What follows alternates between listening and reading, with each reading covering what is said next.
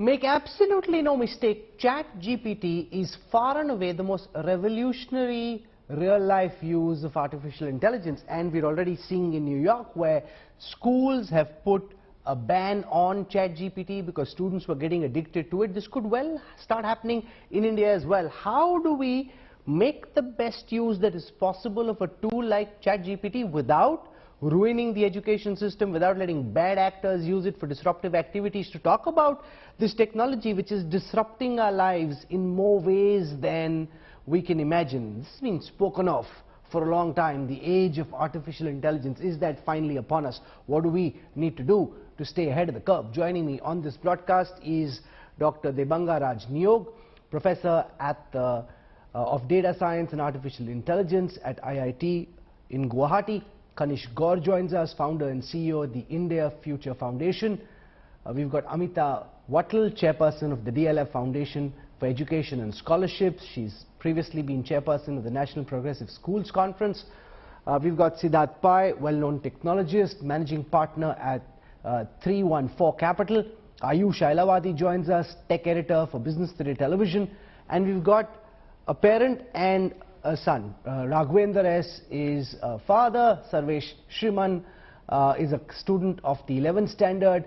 And I want to welcome all our guests. And I want to go across first to Ayush, because we're already seeing this, Ayush, in New York. Chat GPT banned in some schools. Students seen getting their homework done through chatbot. Now, when this came out in November 2022, this is what everyone suspected would happen. That kids would get used to it, feed in their question, voila, everyone gets a different answer. You take it back to your principal, to your teachers, and the likes of Amita Wattal are left scratching their head, tearing their hair apart, wondering what to do.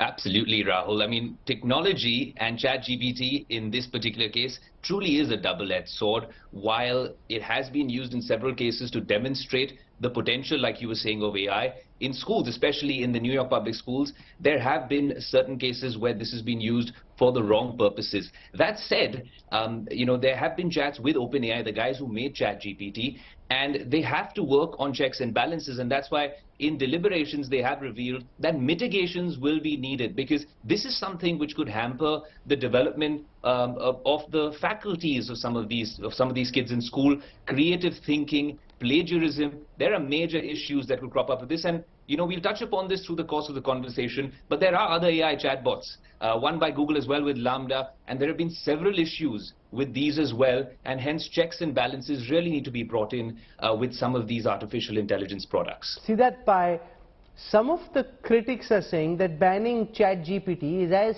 silly as 20 years ago people saying that they should ban the Google search engine, because it was the exact same fear at that time that students would start typing in their homework or asking questions to the search engine, and the search engine would throw up answers.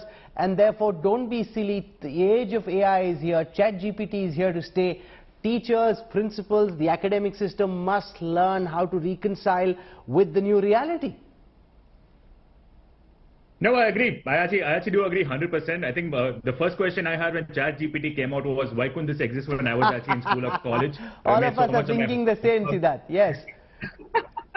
That's actually true. But see, this is actually the beauty of AI, right? And of technology for that matter. No matter what you can actually do, there is no way to actually stop the inexorable rise of technology as we know it as of now.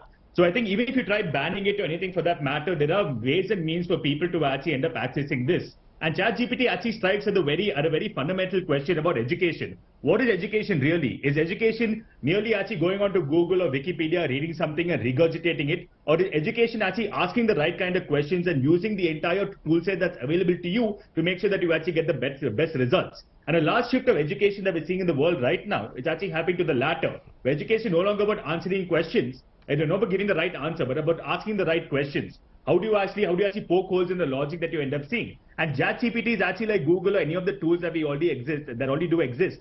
I agree that plagiarism or something is actually a point that can come up, and I'm fairly certain that using AI itself, one AI can actually figure out whether this particular sentence or paragraph or report has actually been written by another piece of AI or not. These are actually simplistic tools that can end up doing. But banning it is actually a very myopic solution. It's not going to solve anything. for that matter. Instead, they should actually embrace it and put as part of the course curriculum itself. So the new generation of people coming out are actually fluent in these new age technologies, and they won't actually suffer the technology deficit that will actually prevent them from participating in the innovation economy going forward. It's not about what education should be. It really is about what education is in the Indian context at this moment, where it's not about joining the dots, it's about being asked a question and you get marked on whether you know the answer or not. It's very often based on information.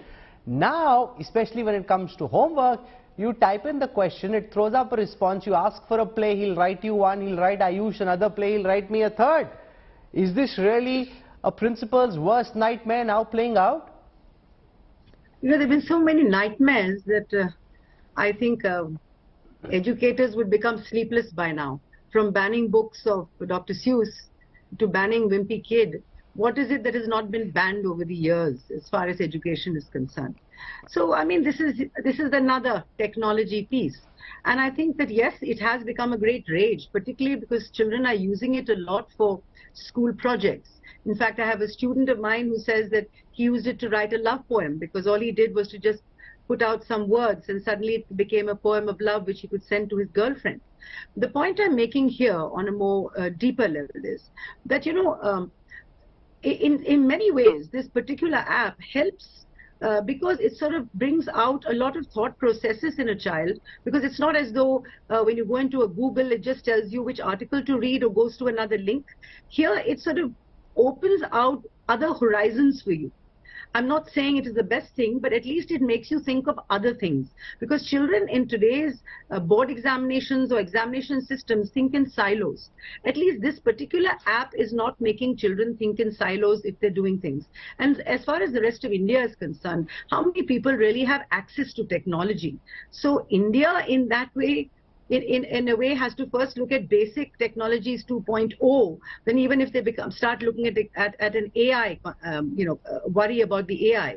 But I do think that young people who have the wherewithal and who have the privilege of using these technologies can find some interesting ways of looking at the way that the neurons, the synapses of their brains work through this particular technology. Raghvendra, as a parent of adolescent child, how concerned are you about the fact that you've now got this technology which potentially can answer all questions? I mean, at one level it makes your life easier because they don't need to ask you questions. They can just type in to the chatbot and the chatbot will tell you exactly what they need to know. The flip side, though, is that it potentially takes away some of the knowledge or the skills that kids at that age would be building by going through the textbooks, because you have this very easy solution of just typing in the question and getting an answer. So I like to, my concern is, that is my concern, because AI today will be giving the right answer.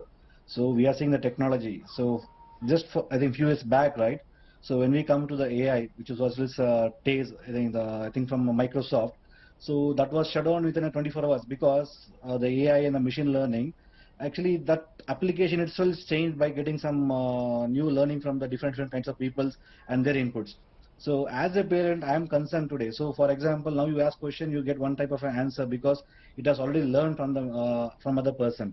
So this is how that AI and the machine learning is actually learning. This chat applications are working like that. Now my concern is, as a parent, if I leave today my kids with these applications, today he'll be seeing some questions like what is this, what is that, and after something has been done, or it's by actually being hijacked by some other hackers or something, so it may give some sort of other relevant solution for the particular questions or something. For example, my kid may ask, okay, I am get bored, so what can I do? Or, so what should I do for my birthday? So how do I celebrate? So these kind of questions can be asked today. So that is my concern today as a parent. So now bots are giving different kinds of answers based on these kind of questions, but we're not sure, because as the Chat GPT is telling, right? So it may give some wrong answers or it can fail somewhere. So they are not actually responsible. So it's like still in open source and still that. Sarvesh Shriman, is Chat GPT already in the school circuit? Indian students already using this for a lot of their homework, or it's not? What's a nightmare in New York hasn't reached New Delhi just yet? Sir, I'm not sure about Chat GPT yet. This is the first time, honestly, this is the first time I've heard of it. But I'm sure there's a lot of students in India who already use a lot of software like paraphrasing softwares and a lot of different softwares to get their work done. It's not just, school going kids, it's college going kids.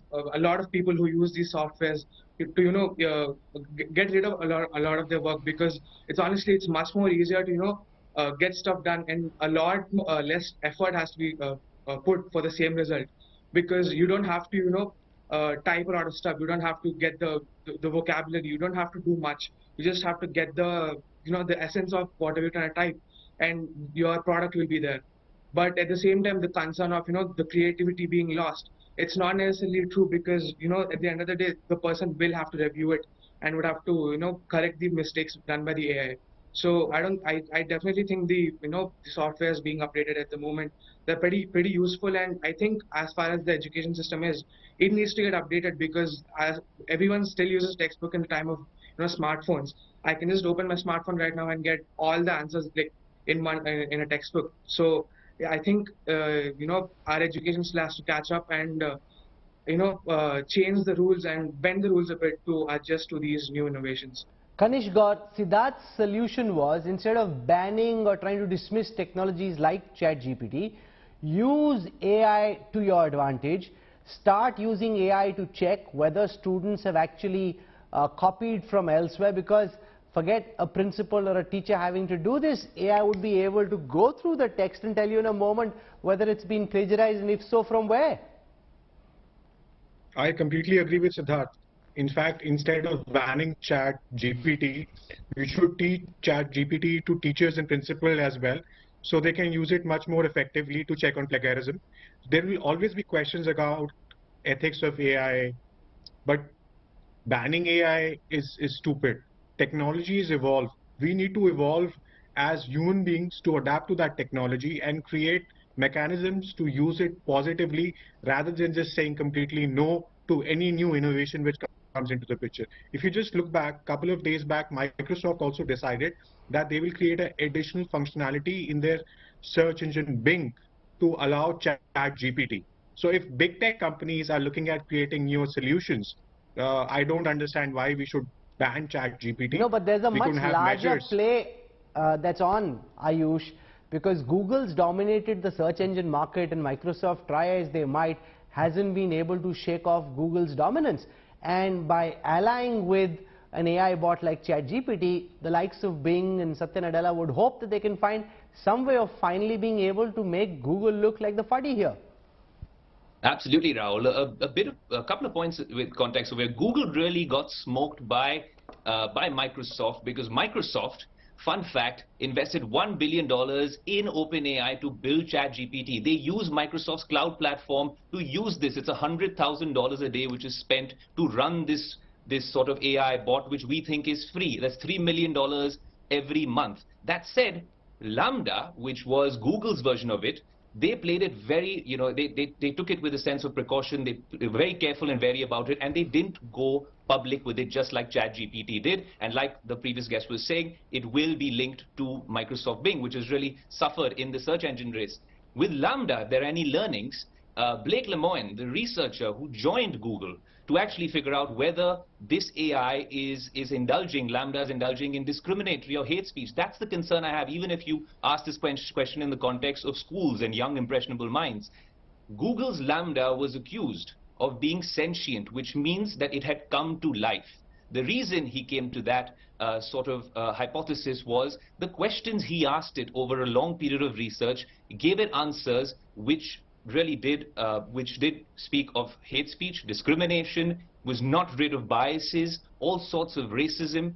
And the reason that happens is because the previous, the student on the show very nicely said that I can go on Google and get the answers to all of my homework. ChatGPT works differently. It's an AI chatbot which works on a very complex algorithm, scouring the interwebs throughout. Whatever information is on the internet, that algorithm then picks that data and then comes and gives you the output. So that's actually very dangerous, because you've automated the one process where you had some human intervention, where you chose that you want to go on India Today and watch the transcript of this show, and maybe not on another media organization's website, because this is where the credible news is. So, just putting it in context, Rahul, I really think the only way, the solution with ChatGPT, someone said you can use AI to really protect what's happening to the users of this AI, ChatGPT, is to democratize the process. Do not let big tech control this. Crowdsource it, have conversations like this on the show, get school teachers, students, various stakeholders involved, and democratize the process so that various checks and balances can be in place. No, but the problem is that if you ask for a Shakespearean play on ChatGPT, he'll give you an answer. You ask for a book written in the style of verse of Ruskin Bond, he'll give you a different answer. So the problem here, Dr. Niyogi, is that different answers can be given to the same question depending on the variables that you type in. And that really makes it much more complex than anything that we've seen from any chatbot so far. Yes, definitely. Considering all the conversations that we had so far, so I still believe that we should build some algorithms that can actually tackle all these kind of subtle aspects. So I just want to bring in one more kind of technology which was popular a couple of actually came to news about a couple of years ago. It was deepfake, right? So in the videos, someone can actually morph your face with someone else's. And in deepfake, if you actually look at the research papers coming out right now, there are a lot of papers actually focusing on how to find out a particular face is forged or not, right? And it's working actually in many, although it is not there yet to really figure out 100%, but still it can do. So regarding ChatGPT also, although there will be randomness, there are ways to figure out that whether actually it was created synthetically or actually it was written by human. No, so I think, yeah.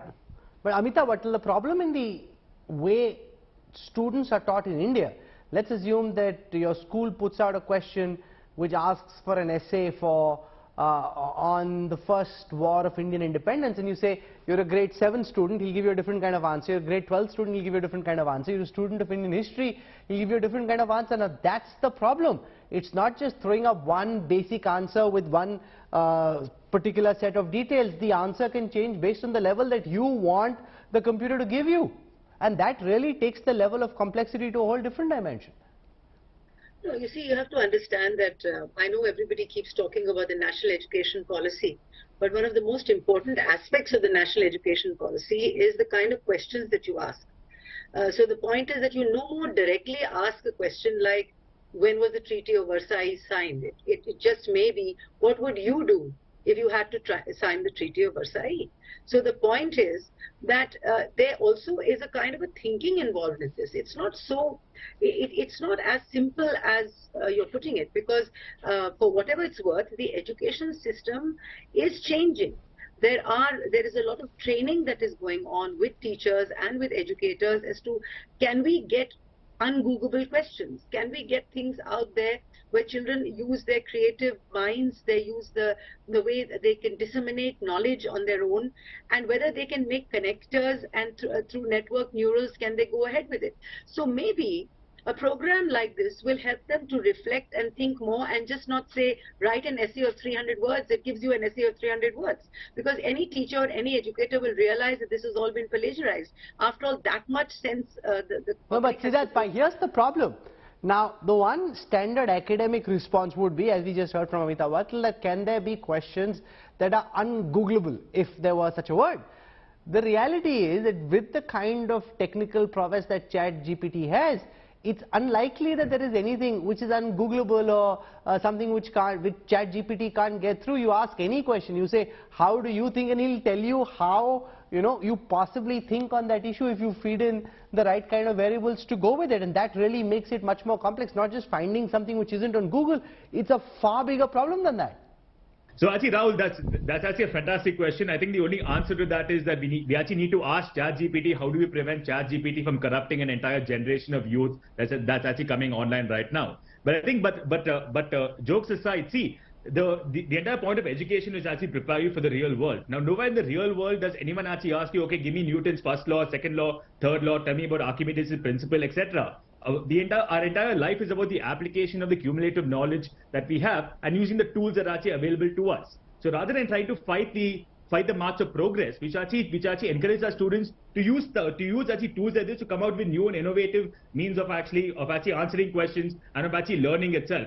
Learning is not the process of memorizing facts and actually regurgitating it for an exam. No, but what you're saying is correct, but that's not the Indian education system. Let's assume that there's a finely developed liberal arts system where such critical thinking is encouraged. It's a different matter. India is what it is at this moment. This tool is here. Sooner than later, and especially in the way that digital technologies are proliferating, Ayush, people will be using this tool across the length and the breadth of the country. It's not as if it's only a problem in New York. Very soon it will be a problem in Darbhanga, it will be a problem in Dumka, it will be a problem in Idiki, it will be a problem everywhere. True. Very, very true. And I think, see, that's the entire part about it. We need to teach our students how to do this. And I think the biggest disruption to Indian education was in the internet. It's actually going to be Chat GPT, because it actually breaks the entire power of the schools and the teachers about controlling the student. Now the student no longer has to spend hours upon hours sitting and writing that. A few lines for that matter, and they can answer all their homework within a span of about 15-20 minutes itself. So the Indian education system is going to be forced to adapt. Banning it is not going to work. There are enough ways to circumvent the ban. So I think this is the critical moment for Indian education. But my fear, Kanish Gaur, is that the idea that the Indian education system needs to change is a very old idea. People have been talking about it for a very long time and it hasn't changed. For the most part, in most schools and colleges, education is still knowledge-based, information-driven, dependent on rote, and that is exactly what Chat GPT can help you with. I think this is the moment where Indian education is going to be forced to actually change. And I think this is the inflection point. I think the new education policy should actually relook at using these kind of tools when it comes to imparting education. Amita Vatal, you've got Siddharth saying that this is the biggest disruption in the education system. Are teachers, principals, academics ready for such a disruption, or do you at this moment think it's a bit overstated? No, I do think it's a bit overstated, because I think every era, every year we're coming up with something new which we are consistently dealing with, and we're putting it behind us and we're taking it forward. Ma'am, have you used this tool? Can I just suggest, once you get over this show? I just want to share with you that I've just gone through the whole thing. Okay. And in fact, the interesting thing is, and I just want to share this with you, that I had asked, just for the sake of it, I had just asked a question related to violence and racism, and it did not comment. So that gave me a certain amount of hope. You know, it did not comment. So there are issues that sometimes maybe it has issues about free speech or something, but it did not comment when I asked a direct question on violence or racism. No, so they put those controls, but say, ask him to write an essay for you on the first war of Indian independence. He'll give you an essay. Now what do you do with that? No, you ask him to write an essay in the style of Shakespeare, he'll write an essay in the style of Shakespeare. Rahul, but then you see, you have to understand one thing, that you have to circumvent systems like this. You have to also absorb them into your educational system. As a speaker before me has said, you can't just dismiss them. There are ways and means of working around them, irrespective of what the education system is. We have educated people, we have scientists, we have doctors. I mean, we just cannot dismiss an entire nation's education system by saying that, you know, where it is what it is. It has had some very wonderful aspects to it. There are people still learning, there are people still engaging, there are people who are running universities, who are eking out existences. So it's not as though we have a dismissive education system. The point is that as a community, as a group of people, we have over the years, through our very meager means, or because technology really has not in this way hit every town and every cluster and every zilla of this country, because of the fact, as I mentioned, we don't have that kind of help, but yet we have been able to circumvent, to absorb, to create hybrid models. And I think today it's Chat GPT, tomorrow it will be some other GPT, but we will have to consistently move on. And I believe that every system that we have gone towards, starting from Google, or whether it was Facebook or Insta or Snapchat or any other app that in the beginning we got very tense about, somewhere or the other, some aspect of it we have integrated into our lives in a positive manner and try to see that it becomes as positive as possible. I mean, from a tool of a pencil to what we are finding today, we have, civilization has grown and been able to sort of take some and leave some. And that's what life is all about. And that's at what this moment, Amita Vatal is saying, I'm sure we'll find a way around this. I have my doubts, because this is much more disruptive than Google, much more disruptive than TikTok or Snapchat. This is a big challenge. Make no mistake, the capabilities of artificial intelligence at this moment are going to change how teachers need to grade students in class. It cannot be the way it was, and in India it's much easier to talk of change, and change can happen in more evolved schools. But I've studied in all kinds of schools across the country. There are evolved schools and not so evolved schools, and where you just check whether somebody can get you an answer or not, and here that is a real problem. The other fear, Ayush, is bad actors, hackers. Now this is OpenAI, and they claim that they have very strong security protocols and that bad actors can't mess up the algorithm and that they have enough checks in place. But hackers always seem to find a way. How big a concern is that? Absolutely, Rahul. Security is generally a concern, and like I explained earlier, the way the Chat GPT works, you really said it spot on. It's a much bigger concern. The perils of this are largely understated when we're comparing it to what happened with social media. There are content review moderation committees out there. This is an OpenAI tool funded in many ways by Microsoft and Elon Musk, and it was started off as a research tool, but if it wasn't that dangerous in terms of, like you said, some of the questions. Mr. Nadella was here in Mumbai a couple of days ago. He asked it, all sorts of innocuous questions about the best kind of street food in Mumbai. It told you about vada pav, then did a Shakespearean play or something talking about the best street foods here in Mumbai. But if that was not such a concern, then why would the Q&A coding site that's called Stack Overflow actually ban users for sharing content that was generated by ChatGPT? Because they were flooding this platform, which is a sort of crowdsourced platform which talks about some of the things that they've revealed. If they were actually revealing content which was dubious and factually incorrect.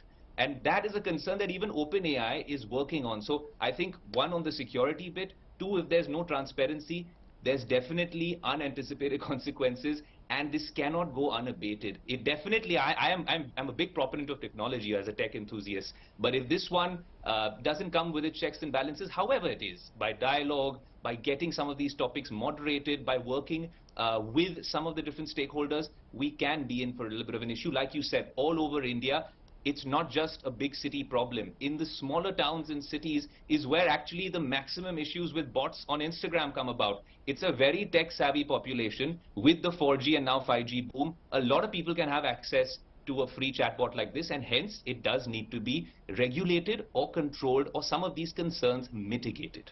Now this is, make no mistake, massively disruptive. It's a topic you will hear a lot more about. If you haven't tried it out, give it a shot. You will be spooked beyond words. And just the capabilities of artificial intelligence at this moment, the good thing is that they're trying to walk carefully.